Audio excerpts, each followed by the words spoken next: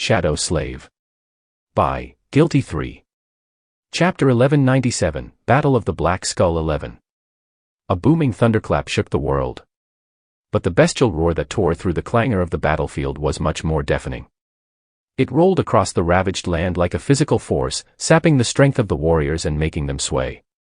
Sonny, who was very close to the source of that roar, cursed under his breath as he pushed the pain aside and twisted his body to avoid being sliced by the monstrous claws of the rampaging saint. Dire Fong's hand flew past him, and while Sonny was trying to bring the sin of solace down on the creature's monstrous limb, Nephi's attacked from the other side, her sword turning the whipping streams of rain into boiling vapor. The two of them were like hunters fighting against a powerful beast. They circled around him and used their cooperation to make up for the gap in power, acting with the cunning and foresight that made humans so deadly. Nephi's was fighting in a way that would have made all the other Ascended freeze in stunned silence. She was just too fast, too strong, and too destructive. Her incandescent sword was hot and sharp enough to incinerate the world, and her skill and battle sense seemed to transcend the concept of limits. Sonny was no less frightening. Hidden in the tenebrous embrace of the shadow shell, he fought with the ferocious power of a trueborn fiend and used his inhuman physique to move in a way that no human could repeat, and no opponent could predict. Much more importantly, despite the stark difference between the two of them, one shrouded in burning darkness, the other suffused with beautiful light, they fought and acted as one. That combination was too lethal for a mere beast to survive. However, their enemy was not a beast, no matter how animalistic his form appeared. Dire Fong's transformation ability allowed him to become a strange hybrid between a wolf and a man. His claws, his fangs, his bestial eyes, his thick fur, as well as his inhuman rage, his savage bloodlust, and his primal might, all of it made Sonny feel as though he was fighting a nightmare creature. But the saint was not a nightmare creature. Behind all these monstrous traits hid the cold, calculating mind of a human. And, as a human, he had benefited from the vast legacy of accumulated knowledge and insight that all humans were the inheritors of. In other words, Dire Fong possessed the body of a powerful abomination, but fought with the sublime skill of a gifted human warrior. Because of the nature of his transformation, the saint was using a strange mix of a hand-to-hand martial art and a knife-fighting technique, only, in his case, sharp claws were playing the role of the knives, and he had 20 of them. He had a maw full of terrifying fangs, as well. And the level of skill this transcendent possessed, or any transcendent, really, was truly stunning. Sonny was not sure if he had ever faced an enemy with such mastery over their weapons of choice. If he did, they could probably be counted on one hand. In any case, despite the best efforts of Sonny and Nephi's, they simply couldn't bring the saint down. They couldn't even seriously wound him, really. 0 inches they were barely managing to stay alive. There were several cuts on the massive beast's body, but the two of them had received much more damage than Dire Fong. Both of their armors were battered and dented, and Sonny could taste blood on his tongue. Feeling a hint of despair crawl its way into his heart, he gritted his teeth and dashed forward to capitalize on the small window of opportunity Nephi's had created and deliver a vicious blow. The attack missed. He's a monster. A moment later, his body shook as it was batted away by an unexpected, but perfectly executed elbow strike. The breastplate of the mantle dented and almost cracked. Nephi's launched into a reckless attack in order to buy him a little time to recover. She was going to pay for it, without a doubt, but at this point, their battle was not about remaining unscathed. It was about being a little bit less broken than the enemy at the end of it. Arg. Dire Fong was powerful, Dire Fong was skilled, and worst of all, Dire Fong was strange.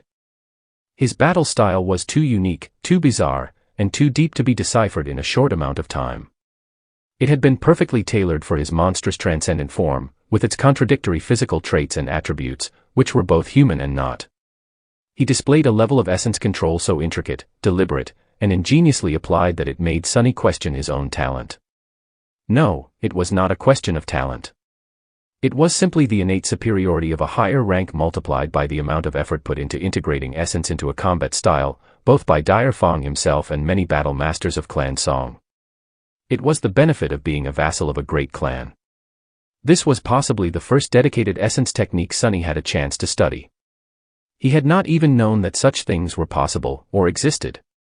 And if all of that was not enough, Dire Fong's aspect abilities were flawlessly blended into his battle style, as well. It would have been much worse if Sunny had to somehow guess the saint's abilities first. Luckily, he had already learned them from Cassie. Dire Fong's dormant ability enhanced all his senses, especially his hearing and the sense of smell. He could even feel the tiny vibrations spreading through the ground. As a result, he had no blind spots. He also seemed to be able to predict the actions of his opponents by observing the tiniest changes in their stances, muscle contractions, eye movements, and other things Sunny had no knowledge of. His awakened ability was a physical augmentation tied to his emotional state. The angrier he got, the more pain he felt, the more powerful he would become. Things like that were usually unreliable and impossible to control, sometimes even detrimental, but Dire Fong seemed to possess absolute control over his emotions. He could summon the most murderous rage at will, while remaining perfectly cool-headed and composed. Dire Fong's ascended ability was the debilitating sonic attack, and his transcendent ability. Well, it was self-evident. So, with the knowledge of that, Sunny had to come up with a way to kill him. A master killing a saint. That had never happened in history. But it had to happen today. He was going to make it happen. Chapter 1198, Battle of the Black Skull, 12. The three of them were like an obliterating hurricane. The bloody fight between Dire Fong, Sunny, and Nephi's was no less furious and destructive than the clashes between the other saints that were happening on the battlefield. Or maybe even more so. Any awakened, echo, or enthralled abomination that dared to enter the sphere of destruction created by their fight was instantly torn apart, and so, soon, no one dared to anymore. All the soldiers could see were dark shapes moving with dreadful speed within the rain, and billowing clouds of scalding steam that were sometimes illuminated by bright flashes of beautiful white radiance. Maybe only Kai could make out what was happening inside, due to his awakened aspect ability. I hope the fool does not rush here to help us. Sunny was trying to dismantle Dire Fong's battle style to shadow him, but his progress was too slow. Every second they spent fighting against the terrifying saint threatened to be their last, and even if they continued to remain alive, their fates would be sealed due to simple exhaustion, both of their bodies and their souls. Sunny and Nephi's possessed astonishing endurance, and their pools of essence were many times larger than those of ordinary masters. However, they still could not compete with a saint. Saints were monstrous not only because of their power and aspect abilities, but also because of how potent and vast their reserves of essence were. To masters like them, these reserves appeared nearly inexhaustible. Especially to Sunny, who was burning through his essence fast due to the shadow shell. He was never going to win the war of attrition against Dire Fong. So, he had to dismantle the saint's battle style faster. Much faster.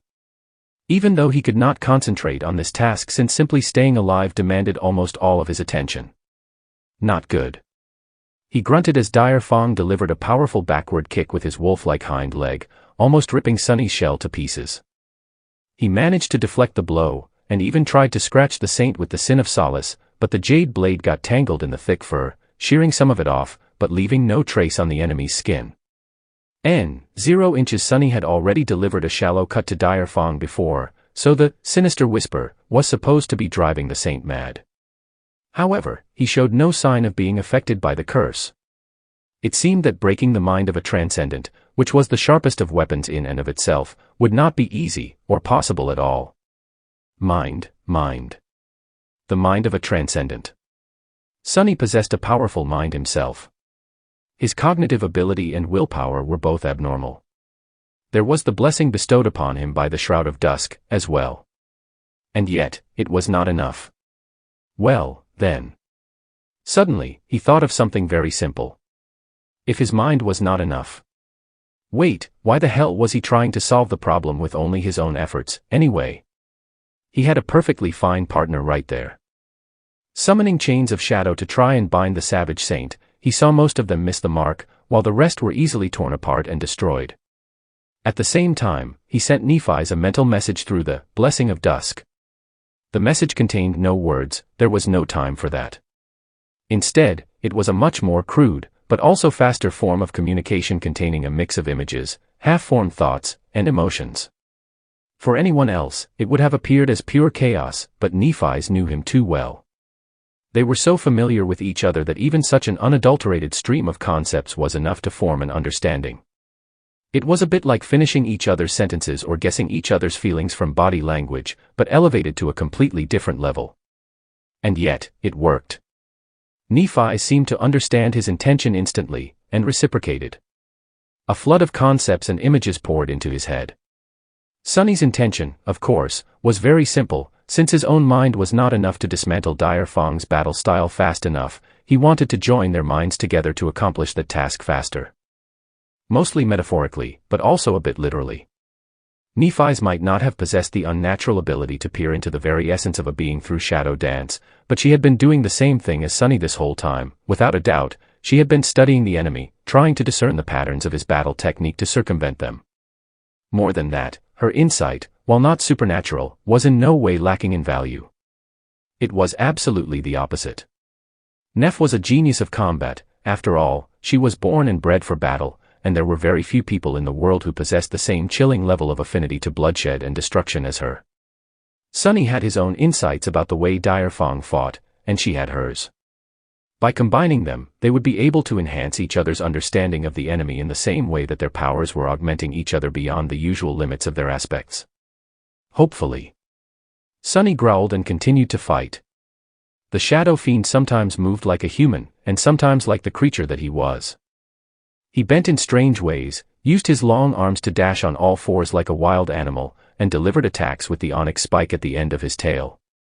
His sword, his claws, his teeth, and his horns were all weapons, so he used them all in tandem. When that was not enough, he summoned shadows or stepped through them to attack the saint from an unexpected angle. Nephi's was pushing her body to the limit, as well. Her flames burned and danced, trying to envelop their enemy or coalescing into incinerating jets that could cut through flesh and bone with frightening ease. She seemed to possess an authority over the battlefield that was almost frightening. And while they did that, they also exchanged a torrent of thoughts and concepts at tremendous speed.